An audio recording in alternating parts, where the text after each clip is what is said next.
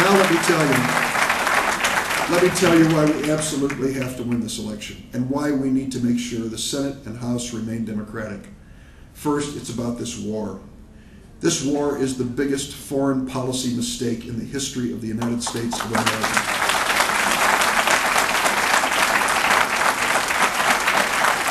Yesterday I made an announcement in Washington, had some coverage here. I was one of 23 who voted against this war, 1 Republican and 22 Democrats. And I felt that having voted that way and the decision was made to go forward, that I would support our troops with the President's request for supplemental appropriations, almost $500 billion that's been voted to continue this war into its 5th year. After this last trip to Iraq, I sat down to reassess where I am and where we are as a nation. And it's very clear to me. By voting for these supplemental appropriations with no conditions and no strings attached, we are enabling this president to continue this war, continue this bloodshed for another 16 months until he leaves office. I'm going to join with my colleagues in the Senate and all of those in the House who will join us as well to tell this president this is unacceptable. George W. Bush never understood the terrible tragedy of this invasion and occupation of Iraq. I don't think he does this day. He doesn't accept the reality of where we are in this war. He doesn't accept what it has done to us in the world. The only chance we have to change this before 1/20/09 is through action in Congress. I will not be giving this president a blank check for this war.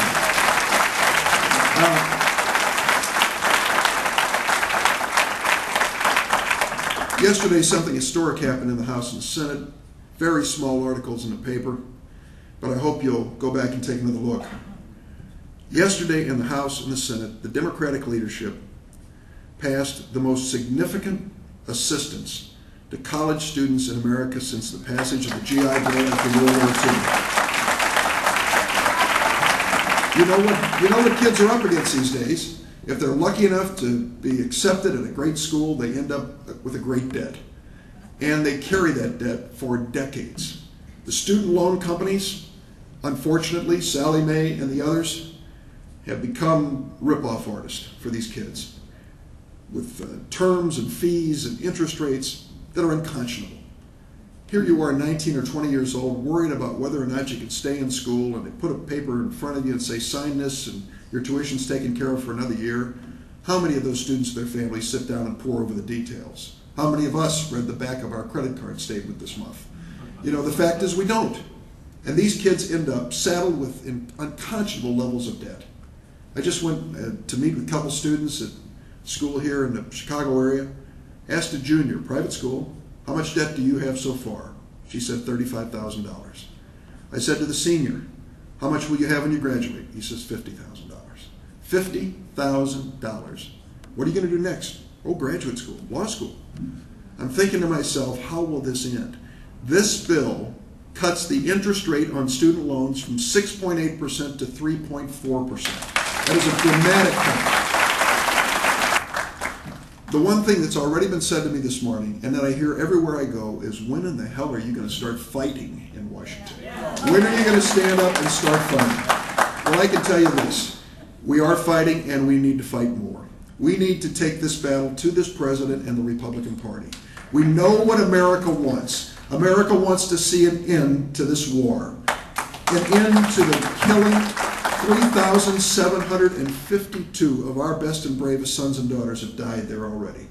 30,000 have been injured, 10,000 seriously wounded, and they've come home to Mr. Bush's Veterans Administration, which dances them around through a bureaucracy, and then if they're lucky, ends up with care that isn't good enough for what they absolutely need. It is unconscionable that we send these young men and women into battle against our enemies overseas, and then when they come home wounded, they have to battle their own government.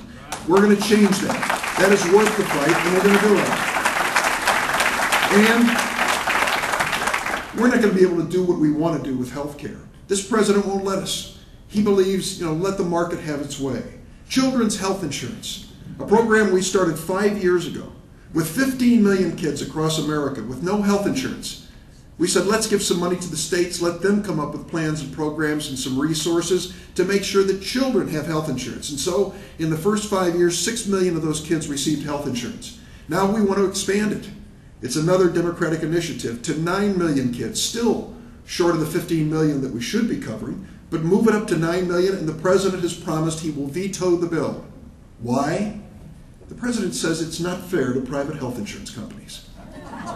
Well, I have one reaction to that. The private health insurance companies wanted to cover these kids. Where in the hell have they been? You know, we've needed them out there with coverage for a long time. So we're going to fight for children's health insurance. We're also going to fight to make sure that Medicare prescription Part D is not a windfall for pharmaceutical companies. This has to be a program where there's competition and affordable pricing. This year, we're going to rewrite No Child Left Behind. And isn't it about time? We're going to make sure that we know what's going on in schools, how kids are doing. That part of it's very valuable. But then make certain that we help these schools. Not just give them kind of a death sentence that unfortunately the test scores aren't high enough, but coming back to provide assistance to these schools so that they can get that job done. My friends, we have so much to do, and we're making progress. We're going to continue to fight for the values that we treasure.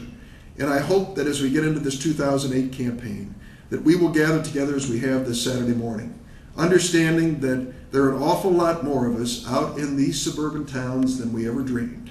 There are an awful lot of people that are your neighbors and friends that aren't quite sure they can stick their heads up and say, I agree with you. But they're there, and you know it, and you're finding them every election. You knock on their doors and they say, I didn't know there was another Democrat in this neighborhood. Ever heard that one before? Sure, we all have. But a lot of them are independent voters too, who are ready to give us a chance in Washington, ready to give us a chance to govern. Those are the people who are going to add up to victory. Thanks for all you've done for me. Have a great morning. See you tomorrow.